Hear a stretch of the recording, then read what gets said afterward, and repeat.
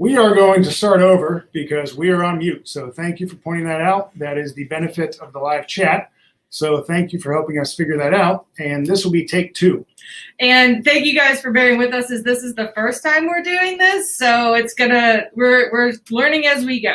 So we're going to start over. I am Mrs. Hannigan. I am the building principal at Lakeview Junior High. And we'd just like to thank everybody for joining us for our virtual open house. We know that the beginning of the school year looks different and that people have questions. And we just kind of wanted to give the opportunity to show you what we've been doing in our building to keep our students and our staff safe. And also to give you guys the opportunity, since you didn't get to come in the building and walk the building and do tours, to kind of get a feel for what Lakeview is really all about. I'm Ben Baptist. I'm the lead assistant principal here at the junior high. I want to second Rachel and welcome you to our virtual open house. And thank you for those of you who submitted questions in advance so we can tailor our presentation to what you're wondering about and what you have questions on. We do have a live Q&A at the end. I think you mentioned that. So we will get to any questions that we are not able to get to during the presentation.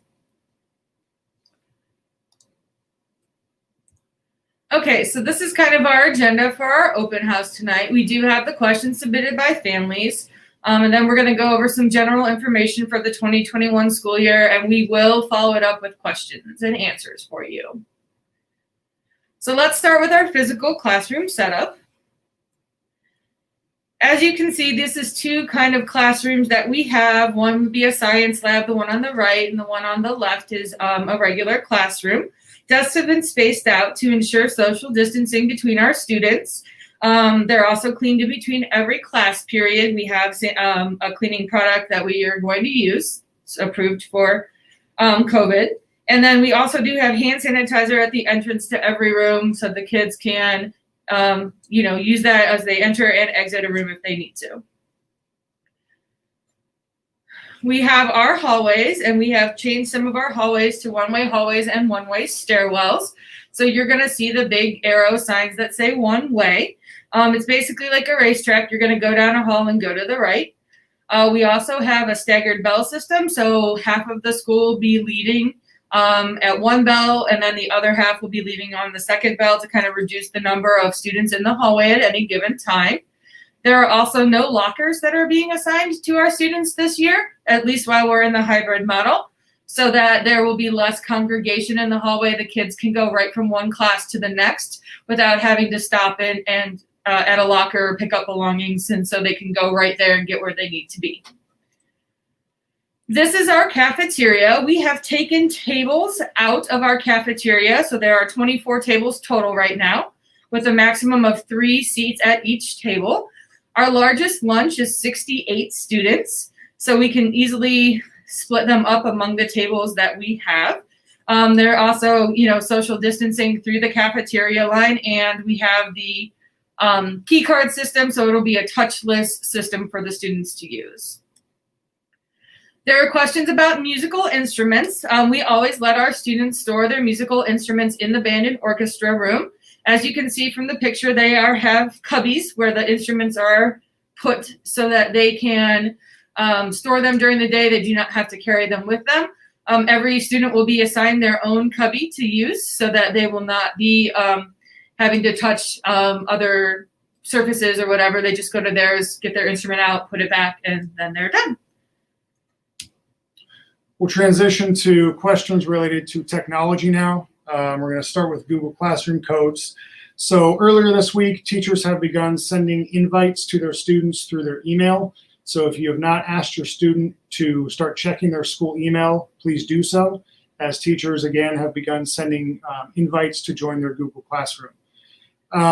If your student or child is having any issues with passwords for their Chromebook or their Google account or maybe Infinite Campus, there should have been a link in the newsletter that was sent to parents yesterday, but you can also find information about how to get password help on PLSD's website. And then for students in cohort D, remember, you're going to start in the building on Thursday, September 3rd. If you do not have your Chromebook yet, we're asking that you please call the school and set up a time to come get that. We might be calling you as well, but just to help with that process, if you have not heard from one of us by this point, please call the school and we can try to set up a time for you. If you do not call the school or we don't contact you to arrange a time, you will be picking up your Chromebook. You'll have access to your Chromebook that first day on Thursday. A potential issue would be virtual learning for you starts Monday the 31st. If your Chromebook is still being repaired, that is probably something you want to check with the technology department at the district office. And then Infinite Campus, parents, you can log in now and see your student's schedule. The left-hand toolbar has a schedule option that will give you the most up-to-date access to your schedule. We have done some last-minute schedule adjustments, and we have been trying to keep you updated through email, but if you want to see what your current schedule looks like, that's the best way to do that.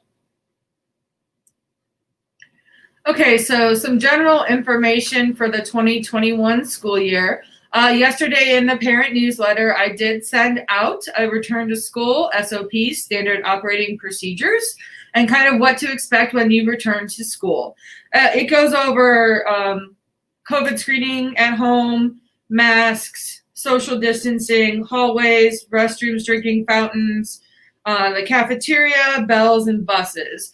A lot of this we're going to cover in our presentation tonight, so I'm not going to specifically read through this entire document for you. But if you have questions over it, please let us know. I did get some questions on what parent drop-off looks like. So if you come into our parking lot, you will notice that there are 2 lanes in which you are going to see. The far right lane is where you're going to drop off, and anywhere on that yellow line is good for drop-off. The left lane is if you are parking. So we ask that you pull up as far as you can in that right-hand lane, and then your student can exit when you get to that sign is when you need to stop. Your student can exit curbside. Make sure that they have a mask on because they will need a mask to enter the building.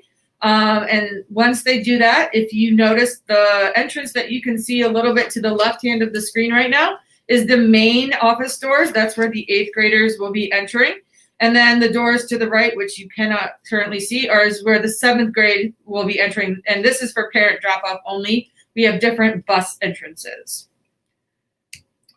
We've had some questions on attendance. First, a popular question for virtual learning is what time should students be logging in on their virtual days? Our best suggestion is to have them try to mimic their in-building schedule as much as possible, just to keep them on that routine. Obviously, there is some more flexibility with the virtual learning, but teachers have these periods built into their schedule, so that's probably the best time during that day to get in contact with them. Again, there is a lot of flexibility, but if your student, for example, has first period science and wants to get in touch with that teacher will be available during that time of day to work with your child. For attendance purposes overall, I believe there was information sent out by the district office today explaining how students will log in or check in on their virtual days. So if you have not had a chance to look at that, I believe a notification was sent out through Infinite Campus, so please be on the lookout for that. There has been no change in the attendance policy because that is set by the state in terms of hours of absences and any triggering events. So again, that's set by the state, so unfortunately we have no control over that. We will, again, the word of the year is going to be flexibility. So we will be working with you and understanding that if your child did forget to check in one day, but they are still completing work, we will be understanding and work with you on that. I think the next one is cohort students. Yeah, so cohort B, you guys are a little bit different as you have a virtual start. So every student starts on August 31st, and I know Mr. Baptist kind of covered this a little bit, but you should be getting information from your teachers sent via Google Classroom or your school email on how it is and the expectations for what school looks like for you on the 31st. So teachers have planned activities for you to work on these days. A lot of it is get to know you videos. You have videos that will show you how to go through a Google Classroom and things of that sort. So just basically getting you familiar with what a virtual day looks like and some activities that will kind of, help you get ready for when we see you on Thursday. This is a typical VLA schedule. So if you are a Virtual Learning Academy student, your classes will be online. You can have recorded videos, online activity, live sessions with your teachers. They could be small group, individual, whole class. But notice that there are gaps in the schedule. So where it says no scheduled course is where you might have had lunch before, E&I before. You only have one set of electives instead of two. So you have gaps in your day. This allows for you to take breaks during your day. It allows for you to work on activities offline. If you need to check in with a teacher, maybe they're available at this point in time. So it just gives you a little more flexibility in your day to kind of work with and do your virtual learning. We've also had some questions about athletes and the protocols for after-school practices. For athletes who are in the building on their cohort day, they will have access to the athletic locker rooms in the morning to drop their stuff off. They will also have access to the athletic locker room immediately after school to change for practice. But once they are changed for practice, they're going to take their belongings with them to practice. They do not have access to the locker room after practice. Students who are virtually for that day, so let's say we have a cohort B student who is trying to get to school for a Monday practice, they will not have access to the locker room. So they need to come dressed, ready for practice. They will not have access to the locker room before or after practice. So please be prepared for that.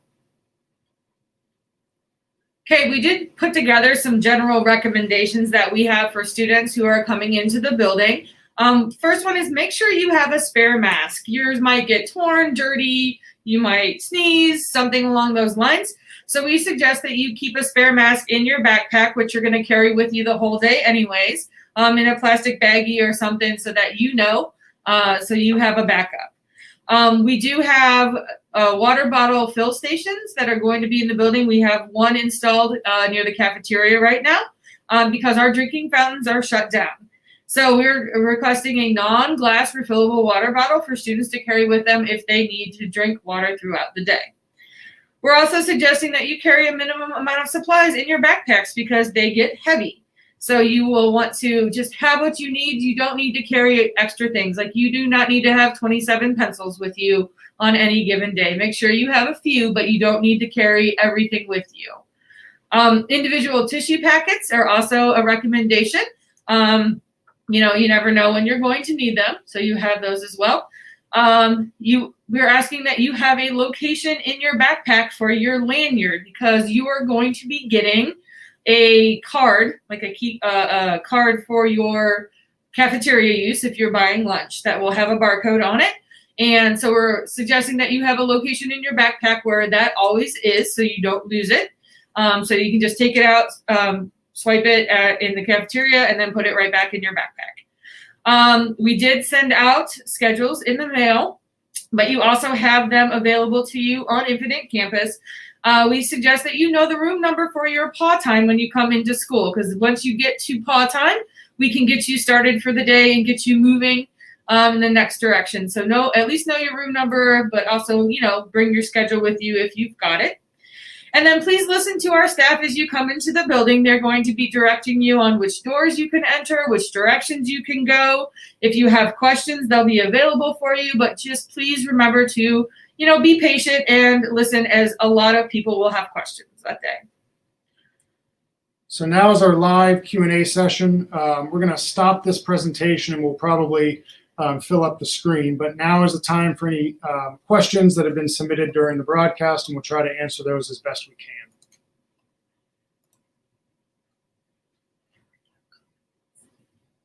Apparently we're amazing, and you guys have no questions for us, but we'll hang out a few minutes. Yep, we'll stay on. And wait and see if anyone has any questions that they can think of.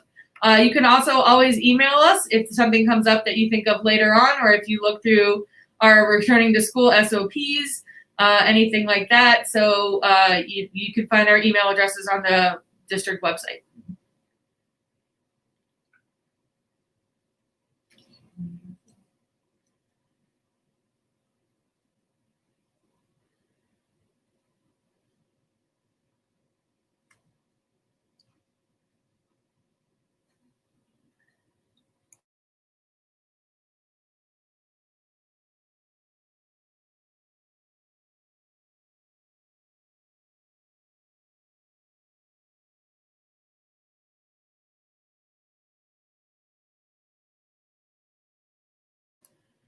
Okay, so there's a question about a picture of the 7th grade entrance. I will put one in the newsletter. I'm going to send out another newsletter on Friday.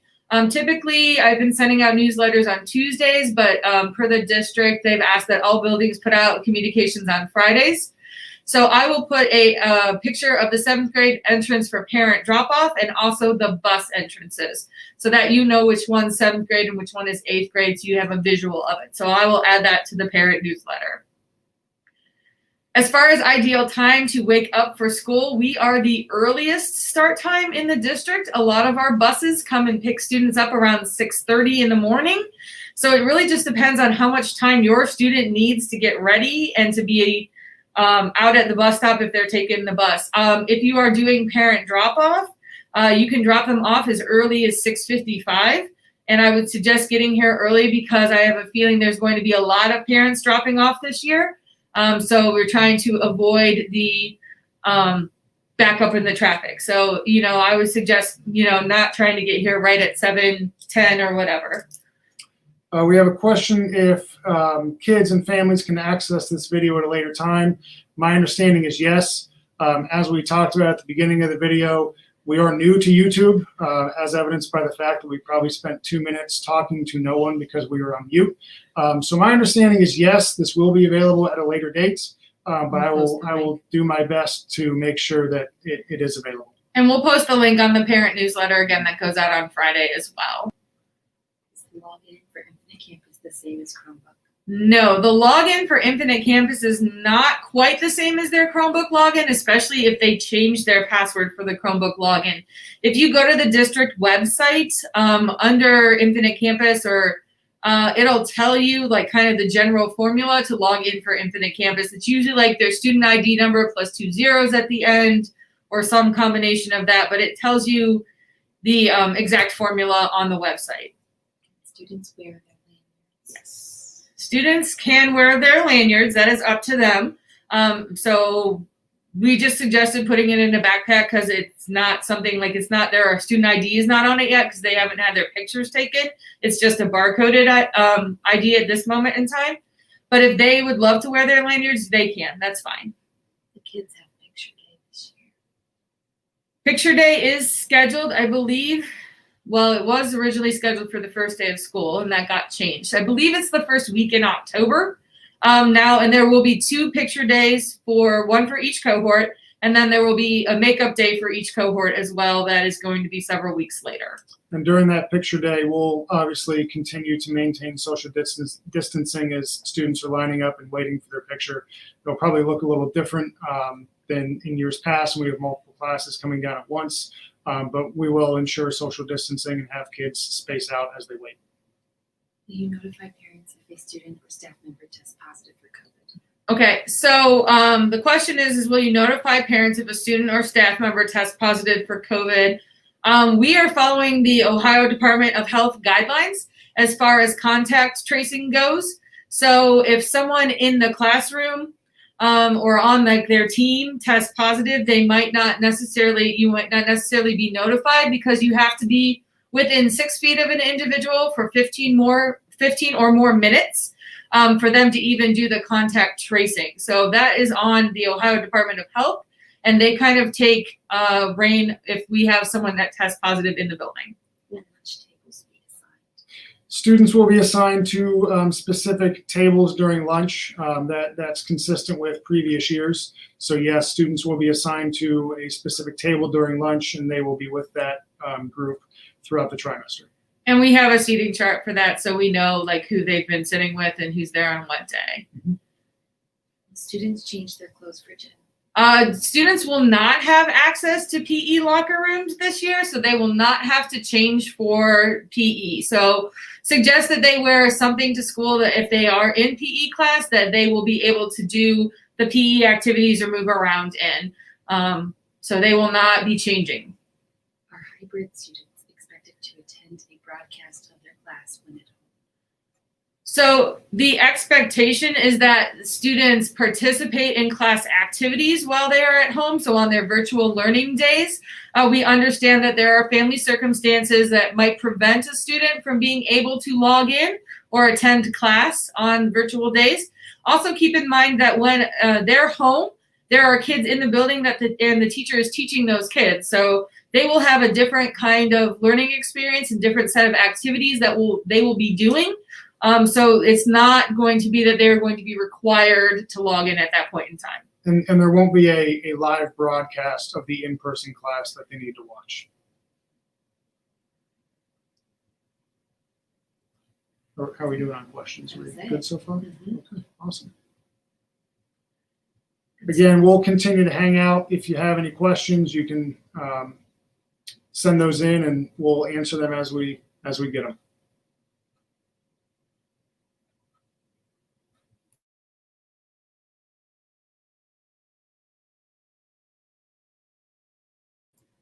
So we are not testing students for COVID during the school or the staff. So it is required. It is part of the expectations that students and staff do a self-check at home, temperature check if they have any symptoms, not to come to school, and, just to call the school and let us know that, they're experiencing symptoms.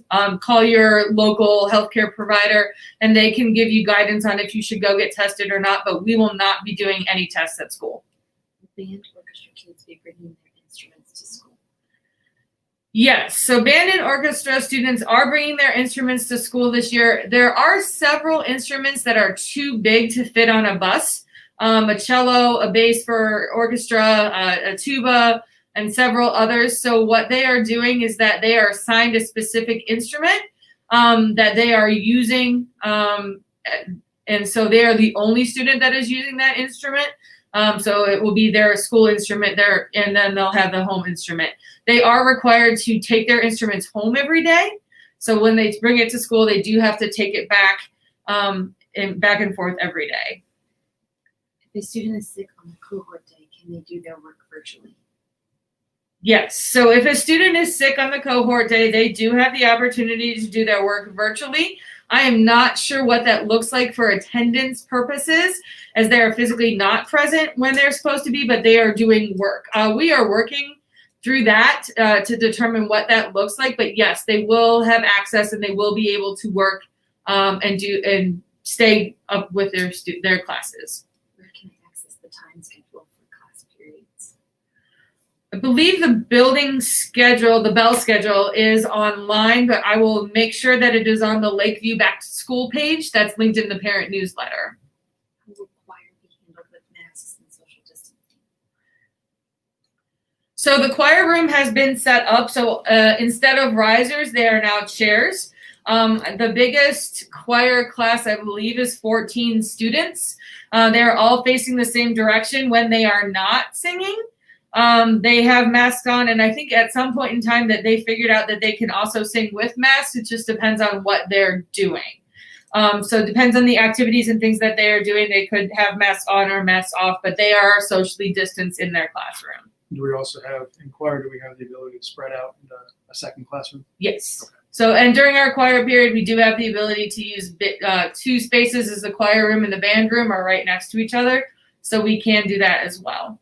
Do they get to choose who they sit with during lunch? Yes. So they do get to choose who they sit with during lunch. Typically, the duty aides give them a week or two to decide on where they want to be during lunch and who they want to sit with. And then they make the seating chart based off of that. So the students are allowed to pick who on their team, especially if they're new to the building and don't really know anybody. It might take them a couple days to get familiar with everybody and figure out where they want to sit, but they do get to choose their seats. Can you explain how pickup and drop off will be organized? So parent drop off is organized in like several ways. So I will be out there directing traffic at the far end, so where you kind of come in. And so what happens is, and then we have Cindy Cruz, which is one of our custodians, that will stand at the end closest to the building. We have buses that drop students off in the front, and these are our special needs students or special busing that kind of happens. So we have to keep that lane clear. So we will maybe stop traffic to let those buses through. But anyone who is dropping a student off needs to be on the curbside lane. And then you pull up as far as you possibly can. Each student gets out of the car and then they either go to the 8th grade entrance or the 7th grade entrance. At the end of the day, they are staggered as far as like we will release certain classes at certain times. And the same thing is the parents pull up into that curbside lane. The students come out of the building, find their parent, and then they get in the vehicle and leave. They wear their masks during PE. Students are required to wear masks during PE unless they are outside and can socially distance. So there will be opportunities for them to do activities and things where they can take their masks off. And students and staff have also been given the opportunity to do mask breaks. So if the teacher wants to take a classroom outside and they have a 6-foot distance between them, then they are allowed to do that and give the kids a chance to breathe and take their masks off. How frequently are they checking the COVID codes? State codes? I think so. So the question is how frequently are they checking the COVID codes? I'm thinking this is referring to the state and like the levels. So I know that the district checks it almost daily, and they are doing updates to the community as far as what it looks like in the buildings and in the county. I know that we work with 3 different departments of health. We work with Fairfield, Franklin, and what's the other? City of Columbus. To kind of monitor everything that's going on. So they are in constant communication with them as far as from the district office level. Will students be carrying their lunch boxes from class to class with their backpacks? Yes, they will not have any place to put their lunch boxes, so it will have to be carried with them in their backpack, or they can carry it in their hands.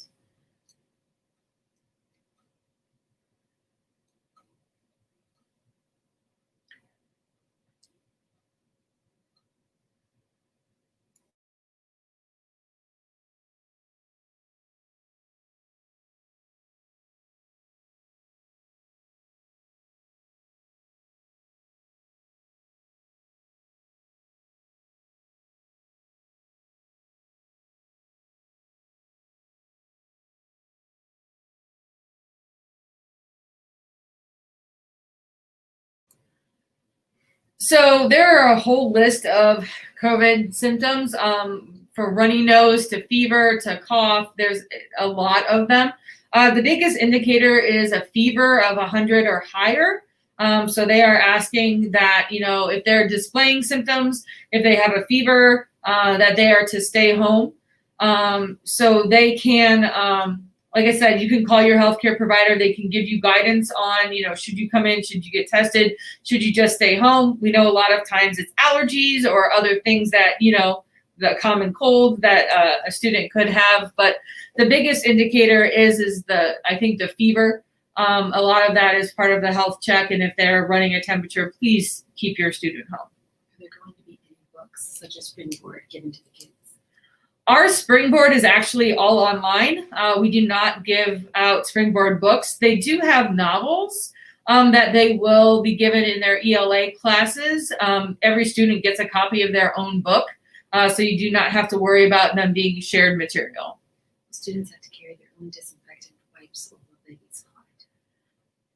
Every classroom has disinfectant in them. There are hand sanitizer stations outside, so every student is allowed to use those. So they wouldn't need necessarily their own disinfectant. Every classroom has a spray bottle with a disinfectant in that is approved for COVID. And so the desks will be cleaned with that during in between every class period. So you do not need to carry your own with you. Same with the cafeteria tables. Frequently touch points, door handles, vending machines, things of that sort will all be sprayed down with the same disinfectant. That'll be on a regular basis throughout the day. The lunch period, the lunch tables will be wiped down and cleaned after each lunch period. So those high touch points that Mrs. Hannigan mentioned, those will be cleaned multiple times throughout the day.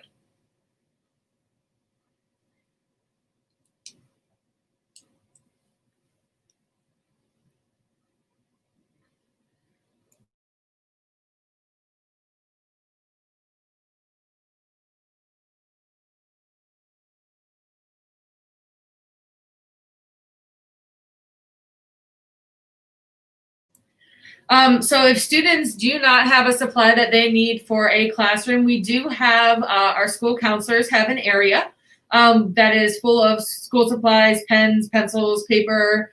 We have several calculators and things of that sort. So we will have things available if a student is in need. They just have to come see one of the school counselors or the counseling interns, and we can make sure that they have what they need to be successful. Teachers be communicating frequently with parents.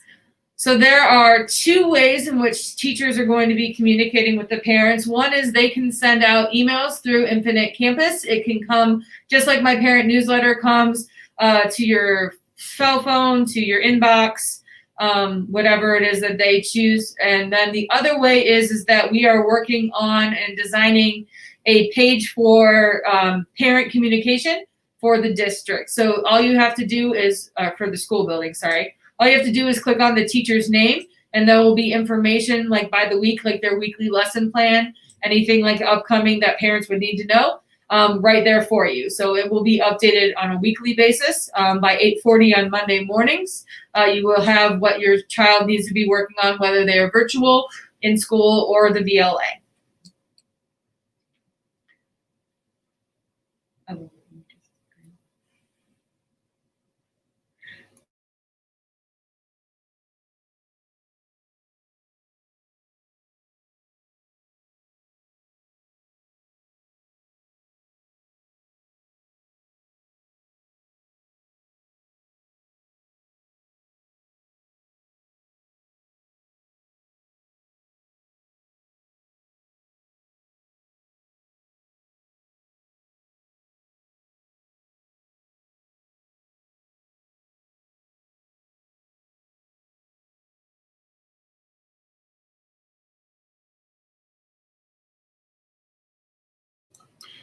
So one question that just came in is how will virtual tests happen? The assessments that students take throughout the year might look different. They will be assessed in a variety of ways. So it might not be a standard test that they're used to seeing, but it will still serve as an assessment of the learning for the week. So teachers are working on how to develop that to best fit the virtual classroom, because obviously we do want to maintain the integrity of the assessments while still trying to get an accurate picture of their learning throughout the week. On virtual days, does student attendance need to be recorded at a certain time?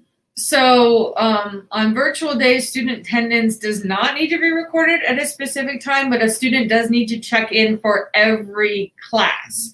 So if you watch the video, like when a student logs in to check in, it brings up their first class, they click on it, and there's a button that says, yes, I'm here, and they click that, and then they can click through all of their classes at once. Now, it does need to be done in that physical day. Like they can't click back from the day before, and they can't click ahead. So they do have some flexibility in their check-in for attendance on the virtual days.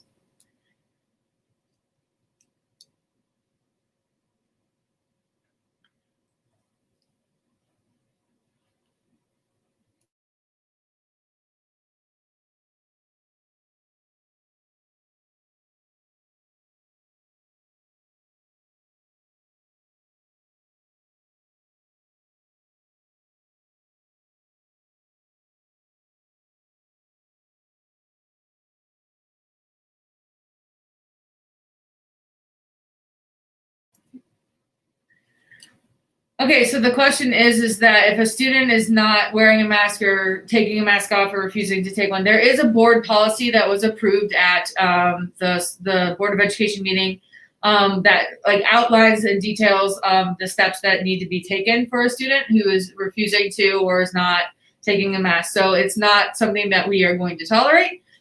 We will be addressing the issue, and you can read the board policy for more information on that. Parents be notified if there's an outbreak in school. If they have been exposed, who will be notifying parents? So will parents be notified if there's an outbreak in the school, and then how or who will be notifying parents if that is the case? We are working, the district is working closely with the departments of health that we partner with. So any notification would be at the direction of the Department of Health. There are certain guidelines in terms of who fits the criteria of having to be notified or tested. But again, that would come from the Department of Health, and we will work closely with them to figure out who would get that notification. How will lunch be served? Lunch will be served as normal.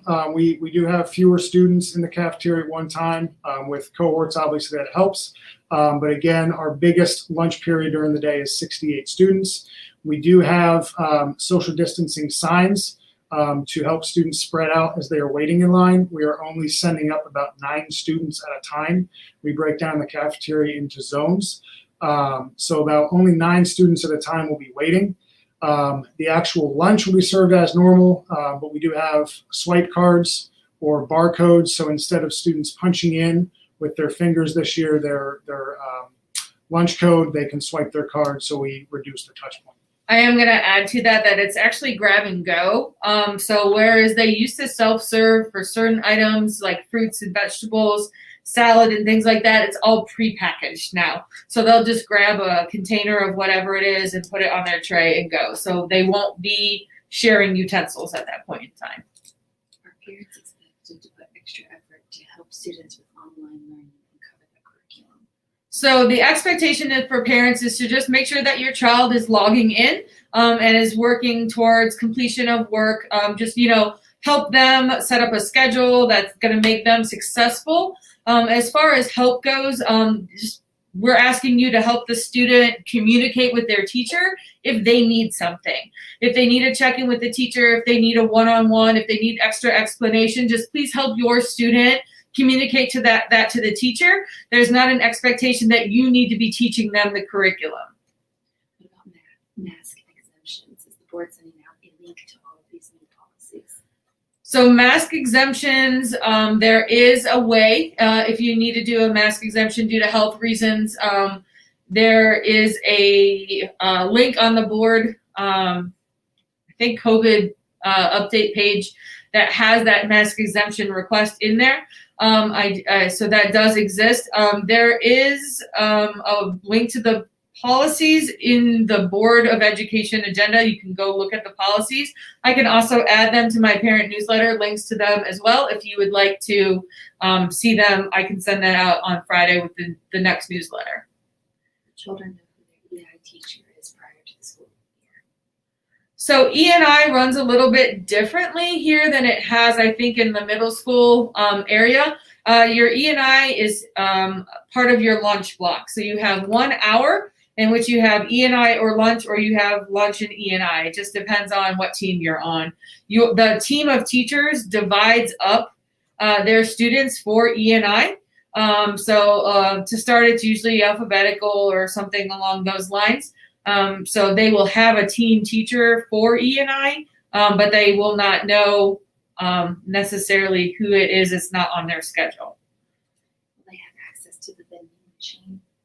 Students will have access to the vending machine. Students will be going up one at a time. There will not be a line at the vending machine.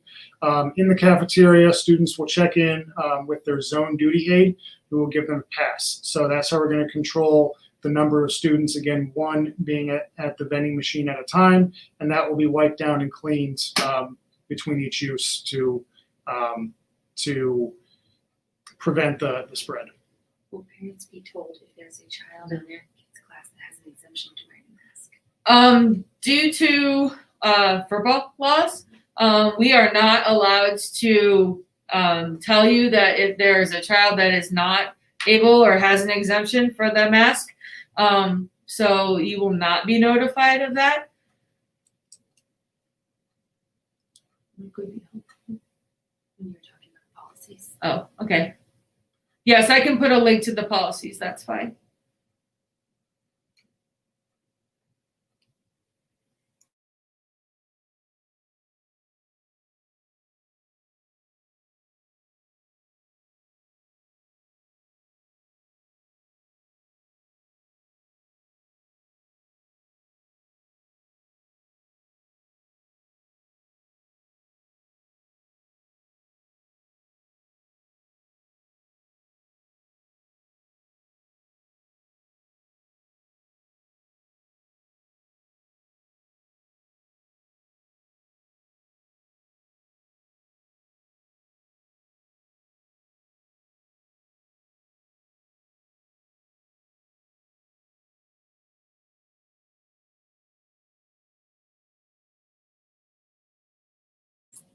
Yes, we do have an emergency supply of masks. The district has given us quite a few that we can use in case something happens, if a kid forgets their mask or whatever. So we do have them on hand. If a student would need them, they are available. All the teachers have them in the classrooms. The office has them. The clinic has them.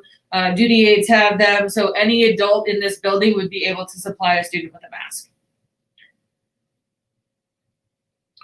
We're going to wait a little bit longer to see if there's any final questions that trickle in.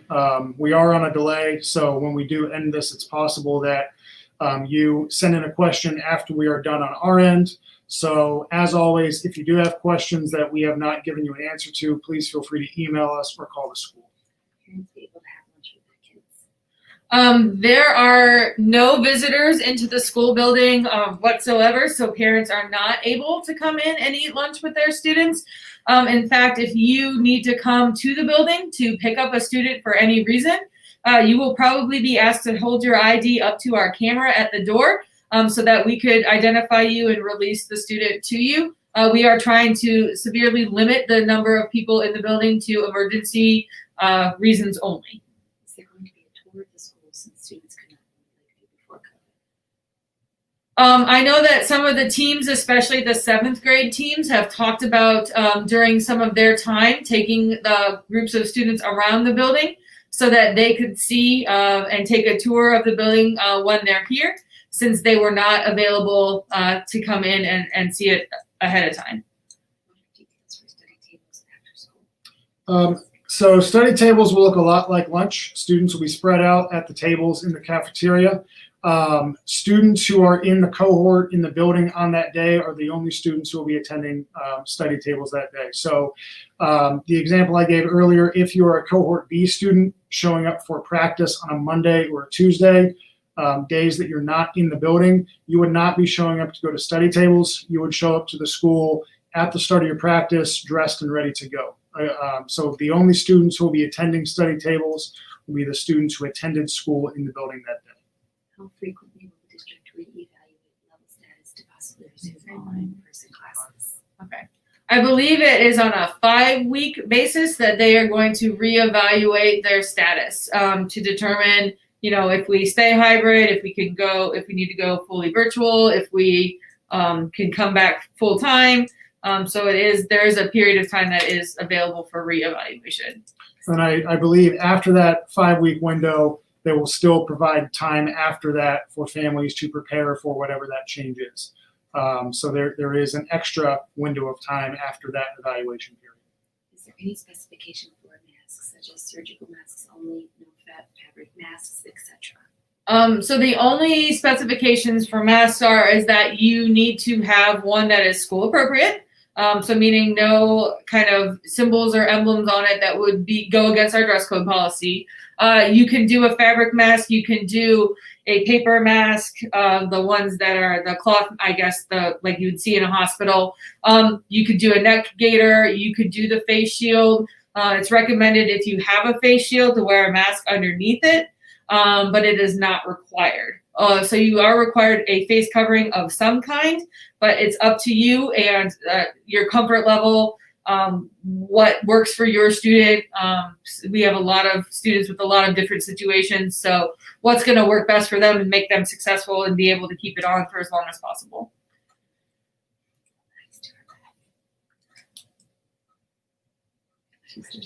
Okay. Okay.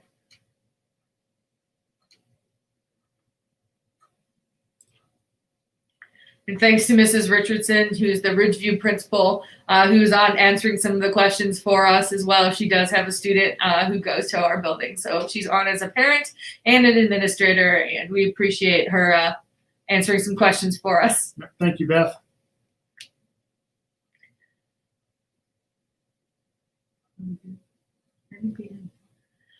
Okay, we want to thank you for joining us. It's been fun being able to interact with some of our families, and we are looking forward to seeing your students next week, either virtually or in person. And if you have any questions, like I said, you guys, please feel free to email us and let us know if there's other things that you still need to know. There are a total of 68 kids total. Like that's the biggest lunch we have is 68. So in the cafeteria, that is less than actually 3 kids per table because we can fit 75 with 3 kids at a table. And like I said, that's the biggest lunch. Our smallest lunch is like 47. So it just depends on what team it is and what cohort day it is. But 68 is the biggest lunch we have. Number of students in the hallway at one time, they are dismissed on a staggered bell schedule.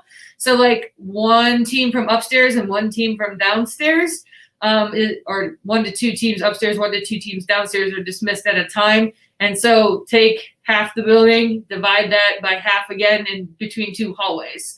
So you're looking at 75 to 100 kids maximum at one given time in the entire building in the hallway. Again, students will not be using lockers, at least while we're in this hybrid model. So that will reduce congestion in the hallway. Students won't be stopping as much, so they can just head right to the next class. Yes. Thank you again for joining us. We look forward to seeing your student in the building next week, and we will follow up with information soon. Have a good rest of your evening. We appreciate it. Bye. Bye.